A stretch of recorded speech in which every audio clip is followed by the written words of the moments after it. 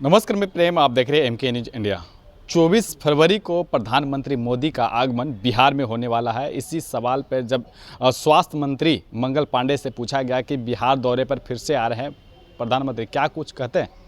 आदरणीय प्रधानमंत्री श्री नरेंद्र मोदी जी का बिहार के भागलपुर में 24 फरवरी को कार्यक्रम प्रस्तावित है, जिस जगह पर आके वो देश भर के किसानों को किसान सम्मान निधि का किस्त जारी करेंगे। साथ ही बिहार के किसानों की खुशहाली के लिए, बिहार के किसानों के विकास के लिए भी अपनी बातों को जनता के सामने, किसानों के सामने रखेंगे। उस दिन किसानों को सम्मानित भी किया जाएगा। तो आदरणीय प्रधानमंत्री जी की उपस्थिति में किसान का सम्मान भी होगा, किसान के विकास की बात भी होगी और किसानों के खाते में निधि भी जाएगी। और आदरणीय प्रधानमंत्री जी और हमारे मुख्यमंत्री श्री नीतीश कुमार जी दोनों की ये सोच है कि इस देश को और इस राज्य को यदि आत्मनिर्भर और सबल बनाना है तो किसानों की आर्थिक स्थिति को बेहतर करना होगा। और बिहार में भी लगभग 70% आबादी जो है उसकी अर्थव्यवस्था कृषि पर आधारित है। तो समग्र रूप से किसानों के विकास के लिए हम सब लोगों ने बिहार में मुख्यमंत्री जी के नेतृत्व में चतुर्थ कृषि रोड मैप बनाया हुआ है। और उस चतुर्थ कृषि रोड मैप के तहत समेकित रूप से विभिन्न विभागों से समन्वय बना के काम होता है। तो आदरणीय प्रधानमंत्री जी जब 24 को आएंगे तो चतुर्थ कृषि रोड मैप के तहत जो कुछ विकास हुए हैं वो भी हम प्रधानमंत्री जी के सामने विषयों को रखेंगे। और अभी केंद्रीय कृषि मंत्री श्री शिवराज सिंह चौहान जी आए थे, उनसे हम लोगों ने यह मांग रखा है।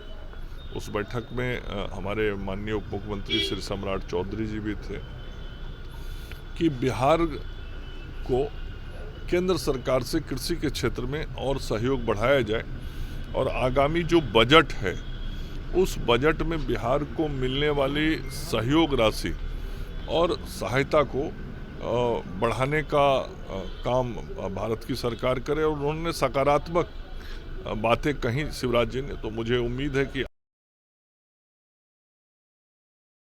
2025-26 का उसमें भी बिहार के किसानों के विकास के लिए केंद्र के सहयोग की राशि बढ़ेगी। सर, दिलीप जायसवाल जी ने कहा है कि फादर ऑफ क्राइम का अवार्ड लालू प्रसाद यादव को देना चाहिए। फिर उन्होंने पलट कर आरजेडी कहा है कि नोबल ऑफ अवार्ड देना चाहिए बीजेपी के शीर्ष नेतृत्व को।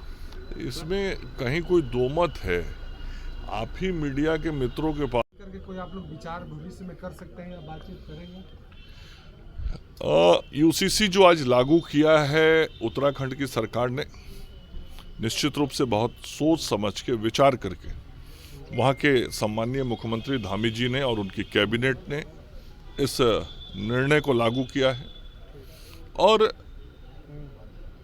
उनके अपने अनुभव हैं और उस राज्य के अनुभव के आधार पे वहाँ के माननीय मुख्यमंत्री जी ने ये जो निर्णय किया है, मुझे लगता है कि उन्होंने राज्य हित और राष्ट्र हित को ध्यान में रख के किया होगा।